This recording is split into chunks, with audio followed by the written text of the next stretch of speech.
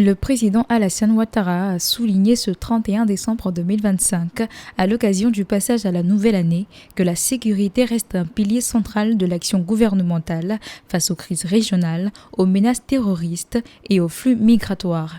Il a réitéré l'engagement de la Côte d'Ivoire à concilier fermeté et humanisme tout en renforçant les capacités des forces de défense et de sécurité. Le chef de l'État a rendu hommage au professionnalisme et au courage des soldats et agents mobilisés pour protéger le territoire et assurer la sérénité des populations.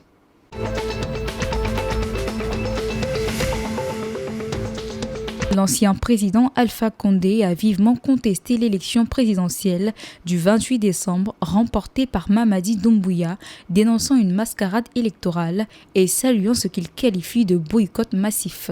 Il a accusé les autorités de transition de corruption, de violation des droits humains et d'arrestation arbitraire, tout en appelant l'armée à se montrer loyale au peuple. Alpha Condé a également critiqué la gestion économique et l'annulation des projets stratégiques, promettant que 2026 sera l'année des grands changements pour la Guinée.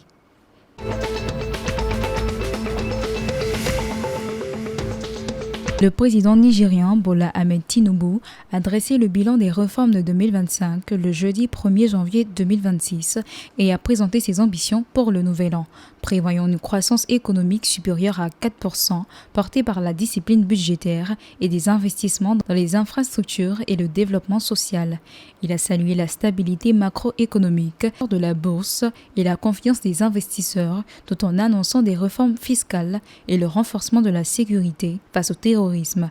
Tinubu a appelé à l'unité nationale et à la responsabilité collective pour consolider la prospérité du Nigeria.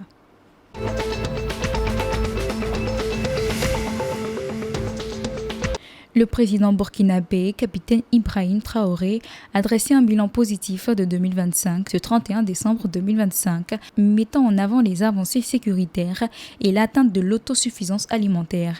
Il a salué le succès de l'opération Al-Masga, la réinstallation des déplacés et le progrès dans l'agriculture et le contrôle des ressources minières. Pour 2026, le gouvernement prévoit le renforcement de l'armée, le développement des infrastructures, la réforme de l'éducation et de la santé et une urbanisation plus rationnelle, tout en réaffirmant la souveraineté et les valeurs patriotiques du Burkina Faso.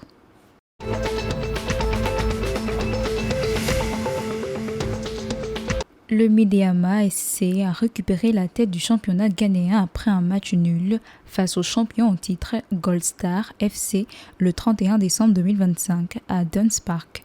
Solides à l'extérieur, les hommes d'Ibrahim Tonko portent leur série d'invincibilité à 13 matchs et profitent de ce point pour dépasser Azante Kotoko avec 31 points. Malgré plusieurs occasions de part et d'autre, aucune équipe n'a trouvé la faille. Medeama se projette désormais vers un choc très attendu contre Hearts of Oak à domicile.